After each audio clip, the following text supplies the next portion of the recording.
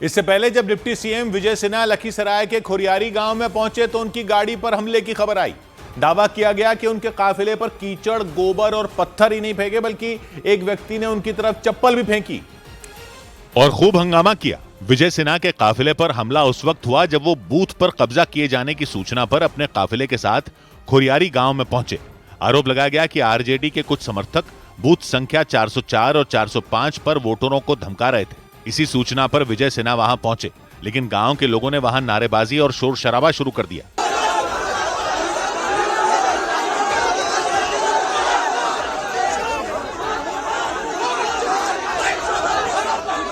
हंगामे को देखते हुए डिप्टी सीएम के काफिले की गाड़ियों को मोड़कर दूसरे रास्ते पर ले जाना पड़ा, क्योंकि नाराज लोग किसी भी कीमत पर उनके काफिले को आगे बढ़ने नहीं देना चाहते थे। सुरक्षा को ध्यान में रखते हुए डिप्टी सीएम के काफिले को आगे बढ़ने से रोक लिया गया, लेकिन खोरियारी गांव में प्रदर्शन कर रहे लोगों का गुस्सा शांत नहीं हुआ और उन्होंने घेर कर विजय सिन्हा की गाड़ी पर गोबर, कीचड़ और चप्पलों से हमला किया।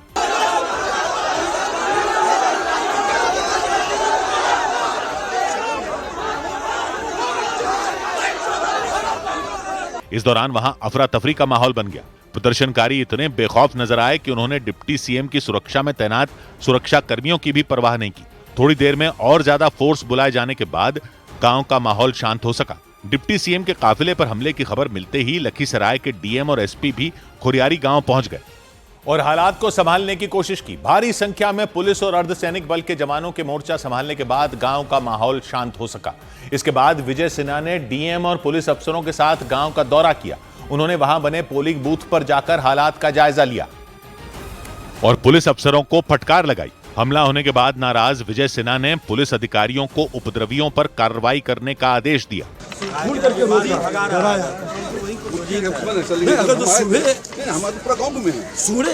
सुबह अगर जो एक्शन ले लेते जो आए इतना मनोबल बढ़ता है। एसपी साहब सामने में सरकार को और बिहार को गाली दे रहा है, आप उसको क्यों नहीं पकड़ रहे हैं? क्या एक्शन करिएगा? कल केवट विभीषण केवट को मारा, एगो ने गिरफ्तार हुआ। खुल्लम खुल्ला ये लोग तमाशा कर रहा है। हंगामे के बाद गुस्से में तमतमाए विजय सिन्हा ने उपद्रवियों पर बुलडोजर एक्शन की भी चेतावनी दे दी। इतना बड़ा गुंडा है तो बुलडोजर चला देंगे। माहौल शांत होने के बाद विजय सिन्हा ने डीएम और एसपी के साथ गांव में घूम घूम कर लोगों से वोट डालने की अपील की और उनसे ये कहते दिखे कि किसी को भी आरजेडी के गुंडों से डरने की जरूरत नहीं। विजय सिन्हा ने गांव में उपद्रव करने और उनकी गाड़ी पर हमला करने वालों को चेतावनी दी कि चुनाव के बाद सरकार बनने पर उन पर कड़ी कार्रवाई की जाएगी।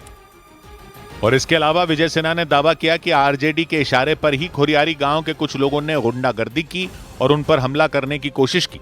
ये राजद का संस्कार है। बिहार में ये गुंडा राज रहना चाहता है। विजय सिन्हा के रहते न लखीसराय में गुंडा राज रहेगा, न बिहार में गुंडा राज आएगा। माहौल शांत होने के बाद विजय सिन्हा गांव में उन जगहों पर भी गए जहां उनके काफिले पर हमला किया गया था। इस दौरान उन्होंने उपद्रवियों को सरकार बनने के बाद एक्शन लिए जाने की चेतावनी दी। सरकार बनने दीजिए, फिर बताते हैं व्यवस्था। विजय सिन्हा के मुताबिक खोरियारी गांव में बूथ संख्या 404 और 405 पर कुछ लोगों ने वोटरों को रोकने की कोशिश की, लेकिन उप मुख्यमंत्री विजय सिन्हा पर हमले के बाद बीजेपी ने आरजेडी पर तीखे हमले शुरू कर दिए। आरोप लगाया गया कि चुनाव में हार करीब देखकर आरजेडी कार्यकर्ताओं और नेताओं ने हिंसा शुरू कर दी और इसीलिए लखीसराय में विजय सिन्हा के काफिले पर हमला किया गया। आज विजय सिन्हा जी के काफिले पर हमला किया जाता है, ये भी हार की बौखलाहट है। बीजेपी ने इसे आरजेडी का जंगल राज बताने में देर नहीं की। हम लोग जो कहते हैं कि आरजेडी आएगा तो गुंडा राज हो जाएगा, तो यही गुंडा राज है उसका। विवाद इसलिए भी हुआ क्योंकि विजय सिन्हा पर हमले की कोई साफ वजह सामने नहीं आई और इसीलिए महागठबंधन ने तो इसे लोगों का गुस्सा बताने में देर नहीं की। कांग्रेस ने लखीसराय में हुई घटना के पीछे की अलग ही कहानी बता दी और दावा किया कि वहां के लोग सरकार से नाराज थे, इसीलिए उप मुख्यमंत्री को लोगों के गुस्से का सामना करना पड़ा। चीफ मिनिस्टर इतनी सिक्योरिटी के साथ चलते हैं तो उन पे कोई कार्यकर्ता किसी दूसरे दल का नहीं निकला करेगा। जो मुझे रिपोर्ट मिल रही कि वहाँ की जनता उनसे बहुत नाराज थी, उसने अपना गुस्सा जाहिर किया। विपक्ष ने तो लखीसराय में विजय सिन्हा पर हुआ हमला महागठबंधन की होने वाली जीत का इशारा बता दिया।